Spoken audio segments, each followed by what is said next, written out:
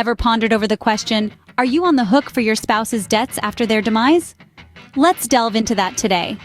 Picture this, a couple, let's call them John and Mary. They've spent a blissful 40 years together, built a home, raised children, and, like most of us, accrued some debts. One unfortunate day, John passes away, leaving Mary heartbroken, and to her surprise, faced with a mountain of debts. Debts that she didn't incur. Debts that were solely in John's name. Suddenly, Mary finds herself in a precarious situation, grappling with grief and financial stress. Does this sound disconcertingly familiar? It's a situation many widows and widowers find themselves in. But does Mary really have to pay off John's debts? Well, the answer isn't a simple yes or no. It depends on several factors. Firstly, it's important to understand the concept of separate and community property.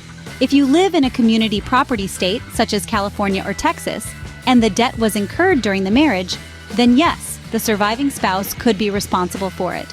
On the other hand, separate property states like New York or Illinois don't usually hold the surviving spouse liable for the deceased's individual debts.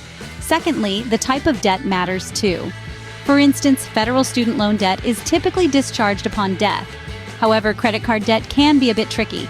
If it's a joint account, the surviving spouse will likely need to pay the debt. If it's solely in the deceased's name, the debt usually gets paid out of their estate. To make sense of it all, let's circle back to Mary's predicament. If John and Mary lived in a community property state and John's debts were incurred during their marriage, Mary might be legally obligated to pay them off. However, if they resided in a separate property state, Mary would likely be off the hook unless she co-signed for the debts or they were on a joint account. In summary, the responsibility of a deceased spouse's debt hinges on factors such as the state's property laws, the type of debt, and whether it was incurred individually or jointly.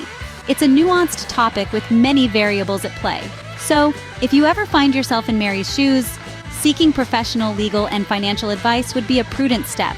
And remember, knowledge is power. Understanding the financial implications of your spouse's debts can save you from unwarranted stress and hardship in an already challenging time. So take the time today to understand your financial obligations and secure your future.